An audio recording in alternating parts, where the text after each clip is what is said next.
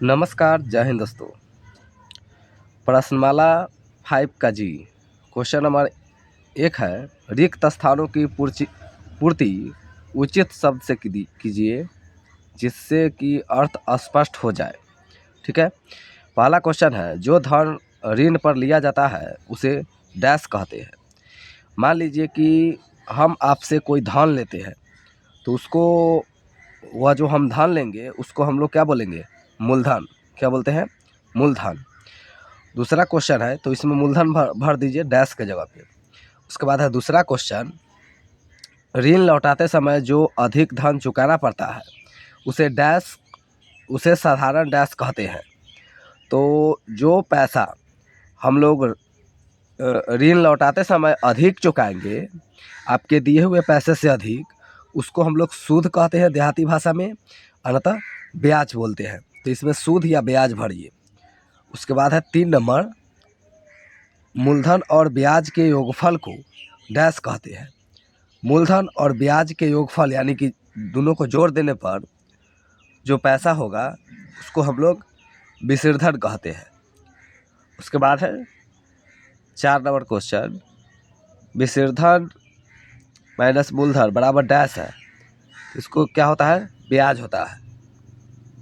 उसके बाद है 5 नंबर, विशेषधन माइनस डैश बराबर मूलधन होता है तो ब्याज, यहाँ पे भी ब्याज भरिए, यहाँ पे भी ब्याज भरिए। उसके बाद 6 नंबर देखिएगा, यदि मूलधन के लिए P और P दर प्रतिशत के लिए R, वर्षों की संख्या के लिए T और साधारण ब्याज के लिए I उपयोग में लाए जाए तो यहाँ पे ए नंबर है, P गुने R गुने T बराबर क्या हो जाएगा? जल्दी, P किस लिए है? मूलधन। दर के लिए हो जाएगा R, समय के लिए हो जाएगा T, तो बचता क्या है? साधारण ब्याज। साधारण ब्याज के लिए क्या है? I, तो यहाँ पे I भर दीजिए। और आप लोग देखिएगा तो एक्सरसाइज के ऊपर यह दे दिया गया है, इसमें आप लोग देख सकते हैं।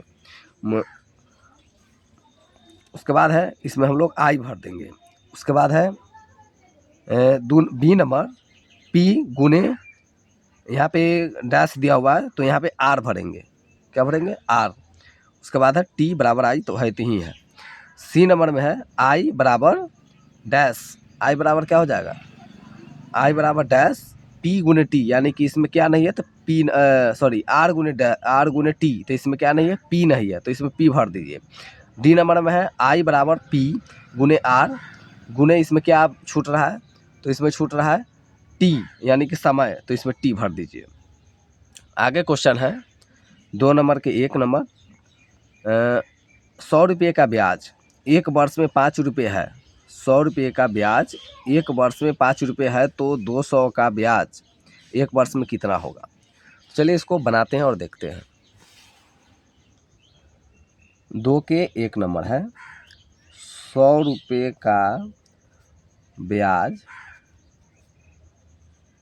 1 वर्ष में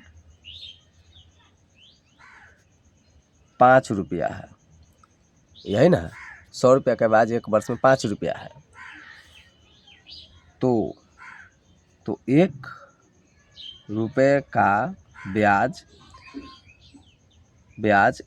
1 वर्ष में 5/100 रुपया हो जाएगा। आ समझ में? उसके बाद पूछ रहा था कि 200 का ब्याज 1 वर्ष में कितना होगा, तो लिखेंगे तथा 200 रुपये का ब्याज एक वर्ष में 5/100 गुने 200। ठीक है। अभी 2 लड्डू से 2 लड्डू काट दीजिए, बचा क्या? 1 का नीचे कोई वैल्यू नहीं है, 5 दूना 10, यानी कि 10 रुपया। यही इसका आंसर है।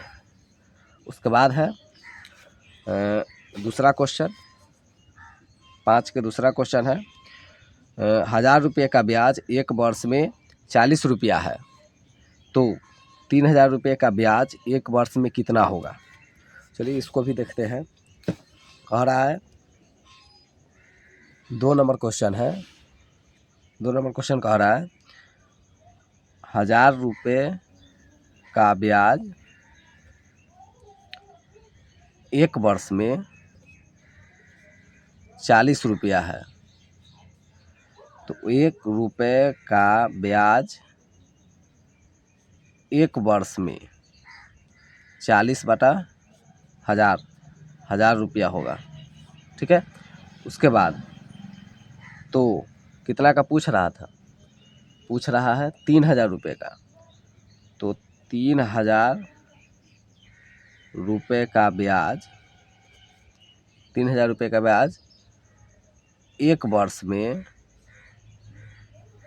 40/1000 गुने 3000 हो जाएगा। यानी कि 3 गो जीरो से 3 गो जीरो काट दीजिए, एक ख़त्म है। 40 में 3 से गुना कीजिए, 40 में 3 से गुना कीजिए तो हो जाएगा 4 तिहाई 12, एक लड्डू दे दीजिए, यानी कि 120 रुपया। तो इस वीडियो में इतना ही, मिलते हैं नेक्स्ट वीडियो में। तो प्लीज़ जय हिंद, जय भारत।